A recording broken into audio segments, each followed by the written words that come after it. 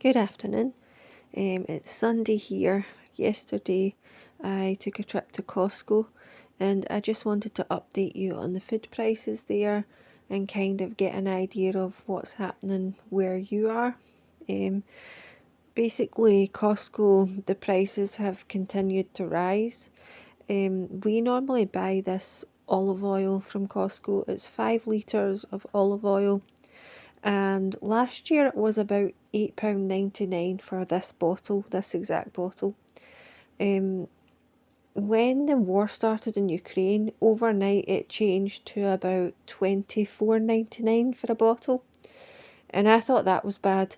But yesterday when I went, I noticed that the price of it's now £32.99 for the exact same bottle from the exact same shop. So a huge increase in price on that one item alone. Everything that I seen in the shop yesterday had increased in price, even if it was only by £1 or £2. This salt, for example, was £5.99 last time we bought it. Yesterday I noticed it's went up to £7.99, so another £2 increase on that. And people might say, well, it's only £2 or it's only 50 pence.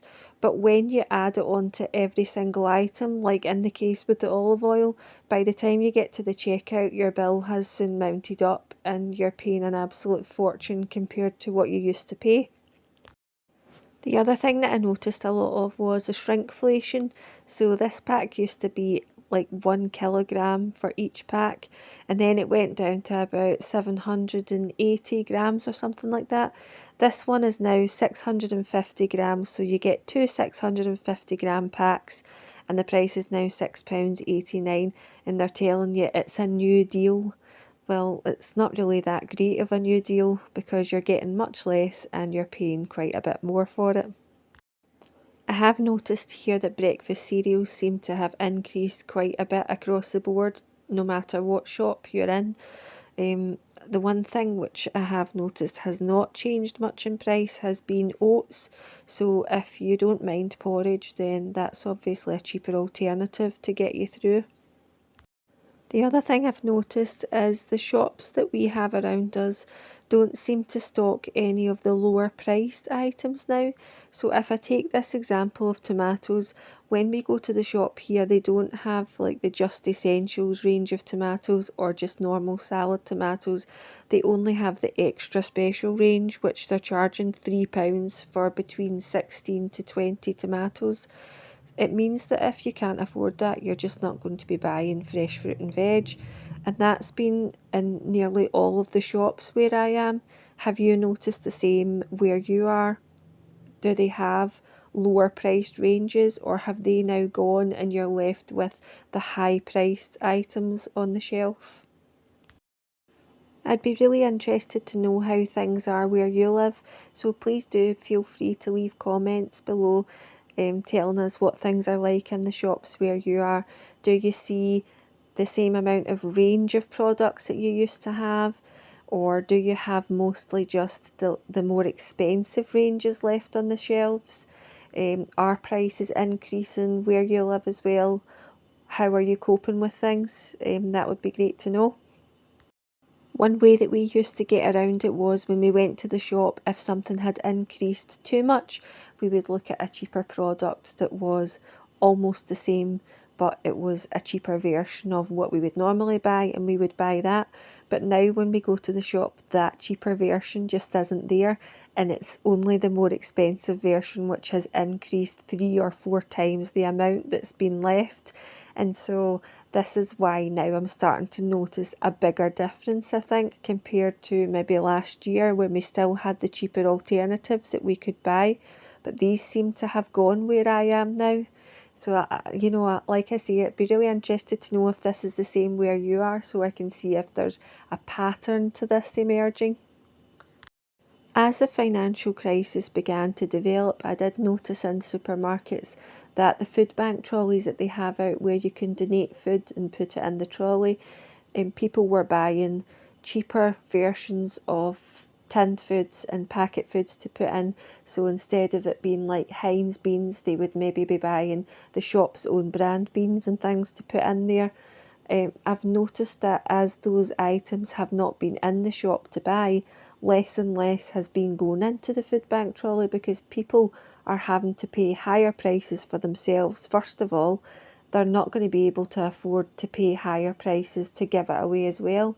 So that's a whole group of people reliant on food bank donations who are going to also be affected by this if this is a full spectrum thing which is happening across the whole of the UK. Maybe it's just where I am, I don't know yet, but it'd be interesting to think about that as well, because hungry people are not happy people, and that's going to have a whole effect on so many different aspects of society as well. Another thing which I was thinking is that striking is not going to help the people who are striking for more pay at the moment, because they might get a few more extra pence an hour, and by the time the government increase the tax threshold, it means that they now fall into a new tax bracket. They'll be paying away more tax, more national insurance, and then the cost of everything just keeps increasing, so their new pay will be eaten up by that as well. In some cases, I think they'll actually end up with less than what they even had before, and they might even lose out on things like child tax credits and working tax credits as well because they fall into a new bracket. All in all, it's turned into a complete mess. This situation isn't going to resolve itself overnight. Even if it does start to get better, it's still going to take a long time to get better. It's not going to be solved instantly.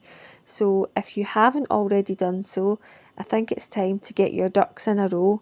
Make sure you have enough food in your house for a couple of weeks, a couple of months, 6 months, whatever you can manage.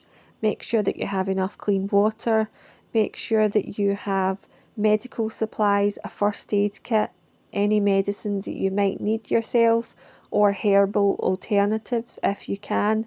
If you haven't already, then now is a great time still to start gardening and planting something that you can eat. There's a great channel on YouTube called Root of Avalon, and she does a £5 budget every Friday where she goes to the shop and she spends just £5 buying some items, and she's been doing it for quite a number of weeks now, and she's built up a great pantry actually out of just £5 per week. So it can be done. Everyone has to start somewhere, and I think that the time to start was last year, but the next best time to start is now. So if you haven't got a little stock put by for yourself and your family, please think about it. Have a look on YouTube. There's loads of channels telling you how you can get started, and it doesn't have to cost a fortune.